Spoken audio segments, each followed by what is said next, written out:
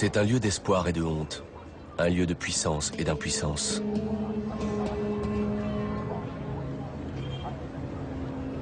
Tous les matins, les autorités chinoises organisent ici la levée du drapeau, au cœur de Pékin, sur la place Tiananmen, la place de la porte de la paix céleste.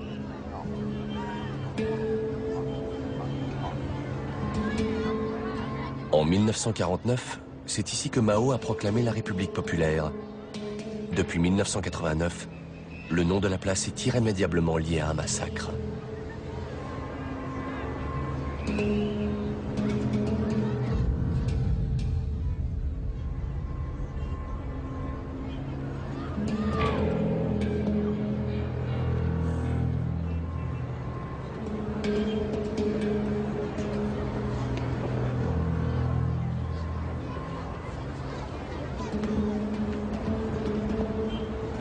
Plus rien ne rappelle le bain de sang perpétré ici il y a 20 ans. Mais les victimes, elles, n'ont pas oublié.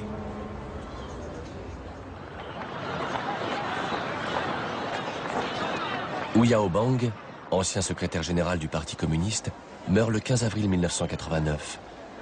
Réformateur, il était très apprécié par le peuple. Bon nombre de Chinois, dont la majorité des étudiants, craignent que son décès signe la fin des réformes. 3 jours après sa mort, a lieu la première manifestation de masse sur la place Tiananmen.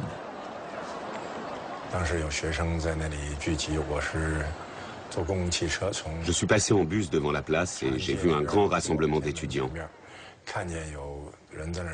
Je suis descendu à l'arrêt suivant et je suis retourné sur la place pour voir ce qui se passait. Ce n'était absolument pas prévu. C'est comme ça que je suis entré dans le mouvement et je n'en suis plus sorti.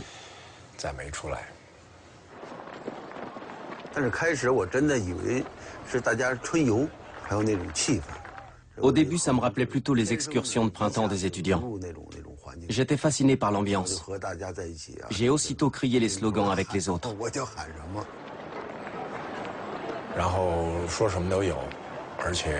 On parlait beaucoup. Tout le monde discutait avec tout le monde. C'était passionnant de parler avec tous les étudiants, surtout d'un sujet comme la démocratie. C'était une véritable découverte pour moi.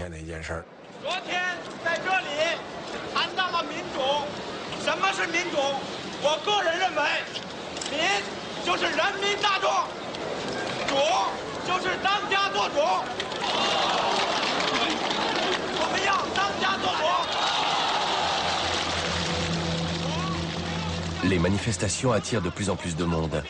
Plus la foule est nombreuse, plus les protestations se font virulentes, surtout contre la corruption généralisée de l'administration.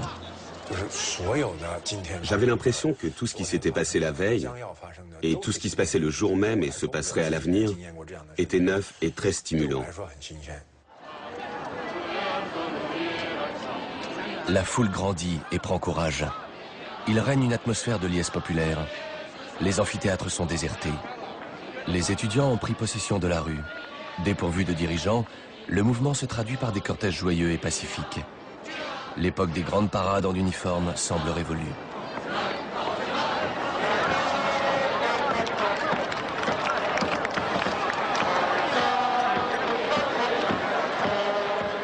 L'hymne du communisme, l'Internationale, est joué et entonné sur tous les tons. Les étudiants signalent ainsi qu'ils ne cherchent pas la confrontation avec le pouvoir en place.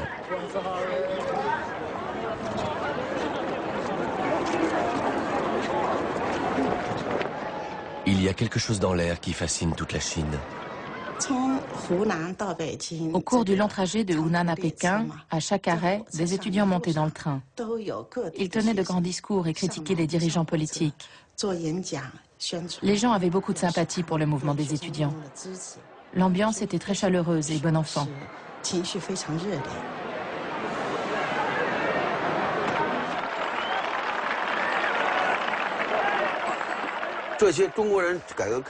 Ça faisait 10 ans que la Chine était engagée dans les réformes. Le pays allait beaucoup mieux d'un point de vue économique. Mais il n'y avait aucune évolution vers plus de démocratie et de liberté. Nous n'avons jamais pris cette voie. Il ne se passait rien. Du coup, on espérait que ce mouvement allait engager la Chine dans une nouvelle direction. Au début, le gouvernement et le parti font profil bas. Mais une semaine plus tard, le pouvoir prend position. Le 26 avril, le journal du parti a publié un article dans lequel le mouvement des étudiants était accusé d'être une révolte contre-révolutionnaire. C'était une diffamation inacceptable pour les étudiants. Les étudiants réagissent à cette menace en organisant une nouvelle forme de protestation. Les étudiants ont entamé une grève de la faim. Ils voulaient inciter le gouvernement à entamer le dialogue, rien de plus. Ils ne voulaient pas le renverser. Ils voulaient juste dialoguer avec lui. Les étudiants réclament un débat ouvert sur l'avenir du pays, ainsi que sur la liberté de la presse et la liberté de réunion. Ces thèmes attirent surtout les plus jeunes, comme Wang Nang, un lycéen de 17 ans. Un jour, mon fils est rentré très tard à la maison et il m'a donné un bandeau en disant « Maman, garde-le bien, c'est le témoignage d'un jour historique. » Plus d'1 million de personnes étaient descendues dans la rue. En tout, il y aura 5 jours en mai 1989 où plus d'1 million de Chinois marchent dans les rues de Pékin. Sur la place Tiananmen, 3000 étudiants se joignent à la grève de la faim et élisent leurs représentants.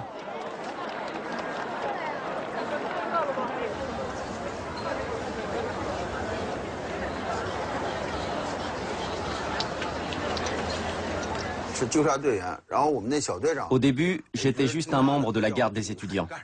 Je suivais de mon plein gré les ordres de mon chef. Il n'y avait pas d'hiérarchie établie. C'était les chefs qui trimaient le plus. Ils transportaient le plus d'étudiants qui s'étaient évanouis. Ils couraient dans tous les sens et criaient tout le temps. Un jour, mon chef a craqué et il a disparu. Quelqu'un m'a lancé. « Toi, tu es toujours là. C'est toi le chef maintenant. » Moi, le petit Jiang. Pour la grève de la faim, tout est improvisé, comme l'acheminement des tentes et d'eau fraîche. Personne ne sait combien de temps elle va durer.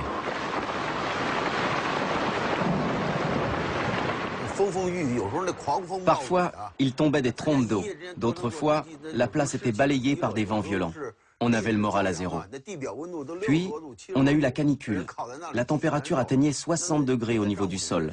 Beaucoup de grévistes de la faim étaient au bord de l'effondrement. Dans les moments les plus durs, on chantait souvent l'Internationale.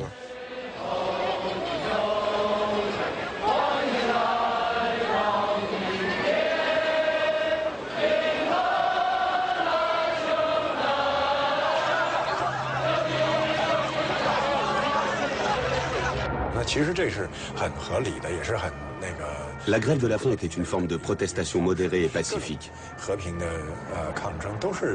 Toutes les protestations pacifiques suivent la même logique. On met sa propre vie en jeu, ce que l'être humain a de plus précieux, sans porter atteinte à autrui. On voulait voir si le gouvernement, si les dirigeants étaient capables de réagir de façon humaine.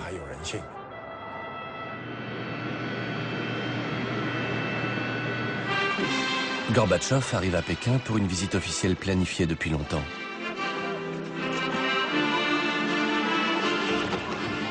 À l'époque, le président de l'URSS a déjà chamboulé le système qui figeait les pays du bloc de l'Est. Bon nombre de Chinois espèrent que leur pays profitera lui aussi d'un bouleversement similaire à la perestroïka et à la glasnost, la reconstruction et la transparence. Mais les conseils que Gorbatchev distille à Deng Xiaoping et au gouvernement chinois ne filtrent pas hors du palais.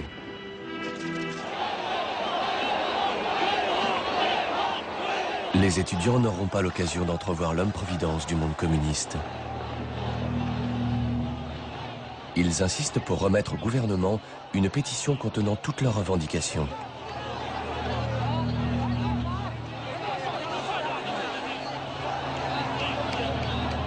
Ils veulent parler avec les dirigeants du Parti communiste, réunis dans le palais de l'Assemblée du peuple, qui se dresse sur la place Tiananmen. Ils exigent aussi que la discussion soit diffusée par la télévision. Et l'incroyable se produit. Le jour même, le Premier ministre Li Peng reçoit une délégation de grévistes de la faim. La télévision diffuse la rencontre de 50 minutes sans la moindre censure. Au cours de cette entrevue, Li Peng somme les étudiants d'évacuer la place immédiatement et sans condition. Mais les grévistes de la faim ne se laissent pas impressionner.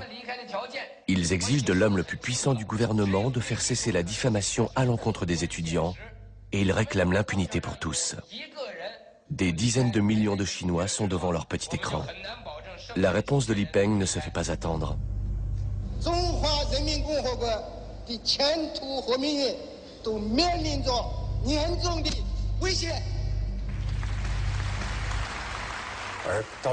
Les dirigeants du Parti communiste ont répondu en proclamant la loi martiale. Et cette décision a provoqué de violents affrontements. Dès ce jour, il est interdit de manifester dans toute la ville de Pékin. Les manifestants peuvent être arrêtés sur le champ. Malgré cette menace, 100 000 personnes occupent la place Tiananmen.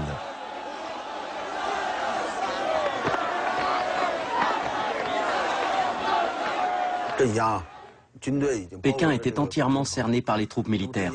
La situation était de plus en plus dangereuse. Dès la proclamation de la loi martiale, j'étais le seul responsable de la défense de la place. Je ne savais pas comment il fallait faire. J'étais très jeune à l'époque. Alors j'ai pris un plan de la ville et avec mes potes, on a choisi les carrefours auxquels on allait se poster. 40 à 50 étudiants devaient suffire, parce qu'on aurait vite le soutien de la population. 110 000 soldats cernent la capitale pour appliquer la loi martiale. Mais chaque fois qu'ils essaient d'avancer vers le centre, leurs plans sont contrariés.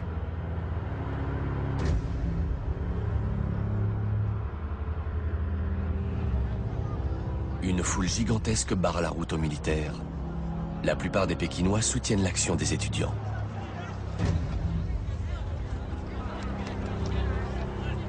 Des heures durant, les soldats sont contraints d'écouter les récriminations des citoyens.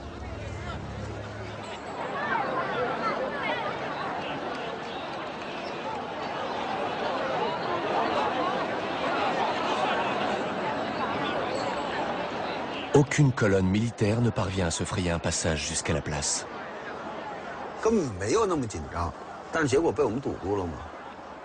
On ne prenait pas la situation trop au sérieux.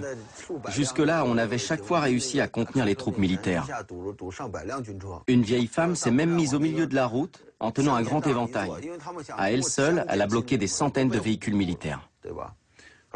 Les étudiants et les citoyens expliquaient inlassablement aux soldats les objectifs poursuivis par les manifestants. Beaucoup d'entre eux nous écoutaient et fondaient en larmes. Tout ça, je l'ai vécu.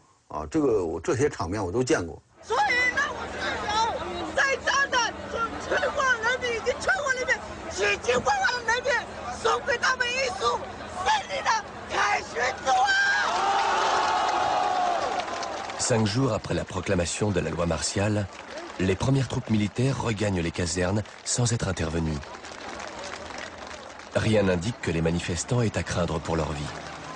Une ambiance de fête règne dans la rue. Sur la place Tiananmen, la Fédération autonome des ouvriers voit le jour. Et le soir, la place prend des allures de Woodstock, avec un concert de rock à l'occidental.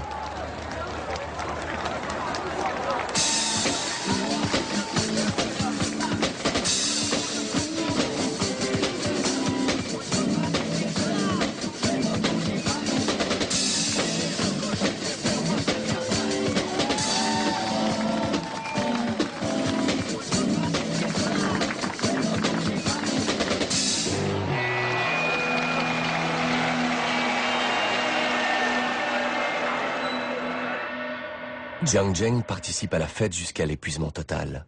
Le danger semble écarté pour de bon. Pour éviter d'être mis sur écoute, on changeait régulièrement la fréquence de nos talkie-walkie. Tous les chefs de la garde des étudiants se parlaient sur la même fréquence. On avait chacun un numéro. Moi, j'étais le 001. Il y avait aussi le 006 et le 008. La plupart voulaient le 007. C'était un peu le chaos. Hé, 007, où te caches-tu ? Les étudiants en arts plastiques donnent forme à la liberté en façonnant une statue sur le modèle de la Statue de la Liberté de New York.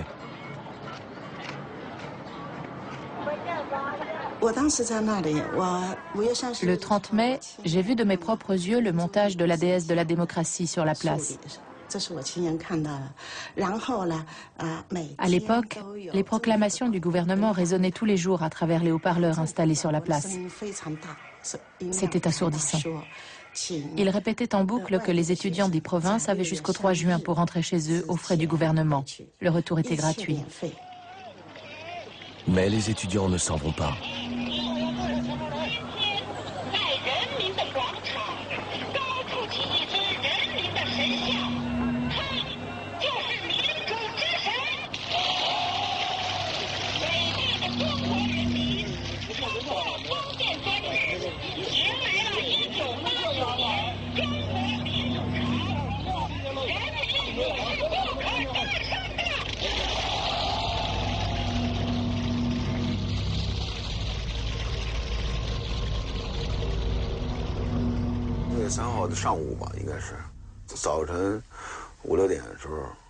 Le 3 juin, au petit matin, il devait être 5 ou 6 heures. Des gens ont commencé à dire « Ils vont nous expulser, ils vont venir, c'est certain ». Moi, je n'y croyais pas trop. Toujours est-il que je suis retourné chez moi pour me changer. J'ai croisé ma mère sur le seuil. Elle s'est aussitôt emportée. Pourquoi te mêles-tu encore de ça? Tu ne comprends pas que la situation est devenue extrêmement dangereuse? À l'aube, des troupes prennent position dans le hall du palais de l'Assemblée du peuple, qui donne sur la place.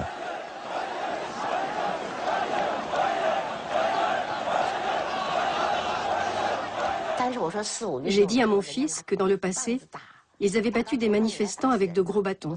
On peut tuer quelqu'un comme ça. Alors il a mis un casque pour ne pas être tué.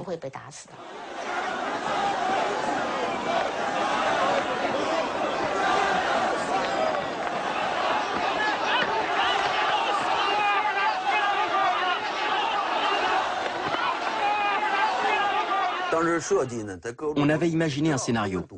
On ne pouvait pas arrêter les soldats, mais on pouvait les ralentir pour que tous les étudiants puissent se rassembler autour du monument aux héros du peuple. Ensuite, ils allaient nous frapper avec leurs bâtons et on prendrait la fuite. Mais les manifestants découvrent soudain que les soldats sont armés. L'époque de la fraternisation avec les soldats est révolue.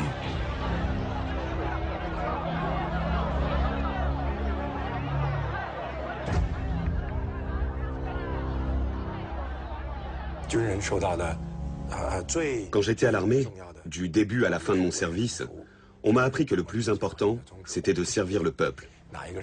C'était inimaginable pour moi qu'un soldat puisse ouvrir le feu sur le peuple.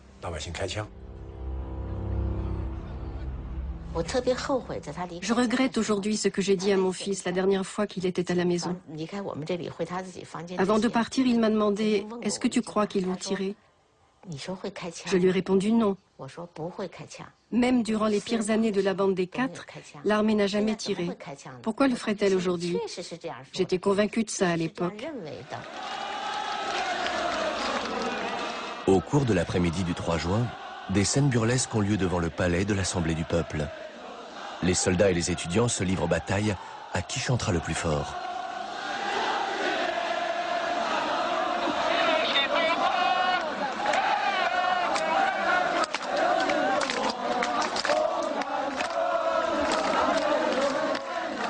Les soldats entonnent des hymnes du parti et de l'armée.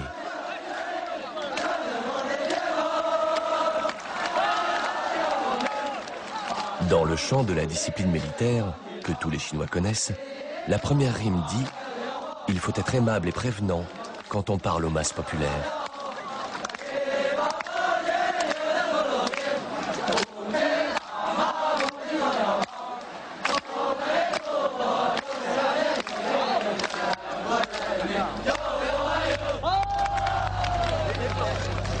Des nouvelles commencent à se répandre. Dans l'ouest de la ville, une jeep militaire aurait écrasé 3 civils. Sur la place, la tension monte. Les premiers affrontements sanglants éclatent. Les autorités font une annonce au cours du journal télévisé de 19h.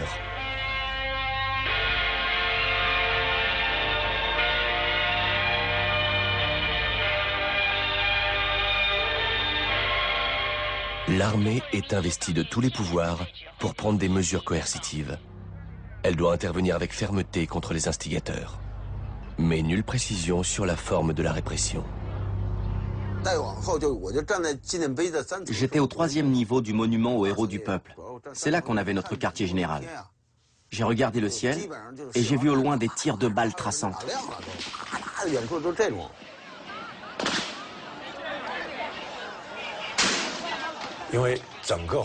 Le ciel était constellé de traînées roses laissées par les balles traçantes. Durant mes 3 ans de service militaire, je n'avais jamais vu ça. Sur la place, c'était le chaos total.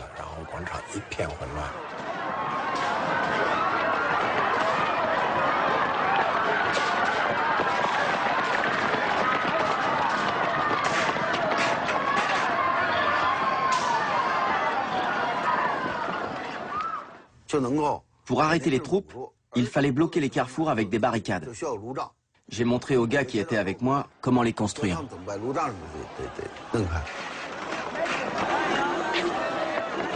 Les manifestants de la place ignorent à ce moment qu'en périphérie et sur les axes principaux, le massacre en règle a déjà commencé.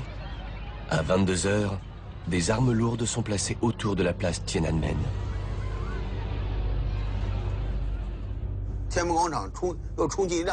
Un blindé est arrivé à pleine vitesse sur la place.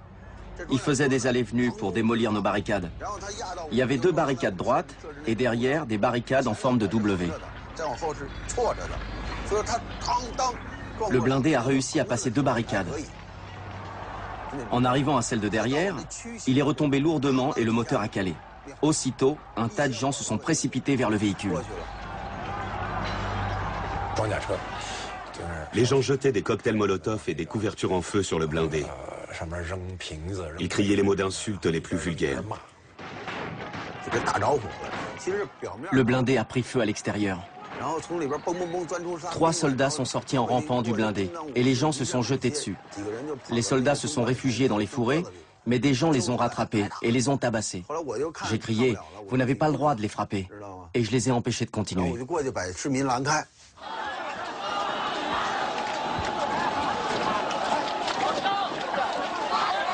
Les étudiants se rassemblent sur le lieu où tout a commencé. Le mouvement démocratique et la Fédération autonome des ouvriers. Han Dongfang se trouve également sur le monument aux héros du peuple.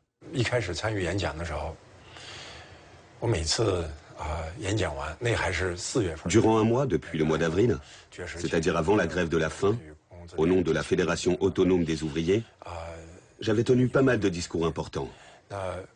Avant chaque discours, je donnais mon nom et je montrais le document de mon unité de travail, ma carte d'identité, et je lisais ce qui était écrit dessus.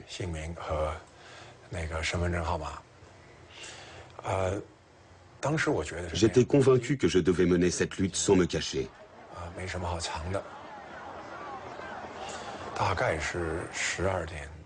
Vers minuit, minuit et demi, des jeunes sont venus me voir dans la tente. J'avais 25 ans à l'époque, et eux avaient entre 18 et 20 ans, tout au plus. Ils m'ont dit, en Pologne, il y a eu Lech Walesa. La Chine aussi a besoin de son Walesa, de son combattant pour la liberté. Sans ça, nous n'aurons plus d'espoir. À nos yeux, c'est toi le Walesa chinois.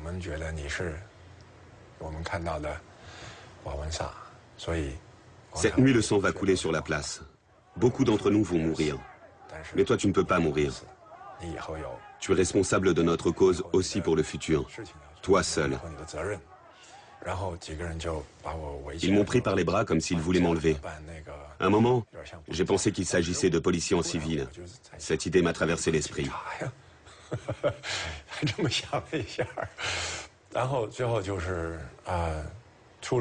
On est sorti de la tente et j'ai entendu quelqu'un dire « Il faut qu'on l'entoure pour qu'il ne soit pas touché par une balle ».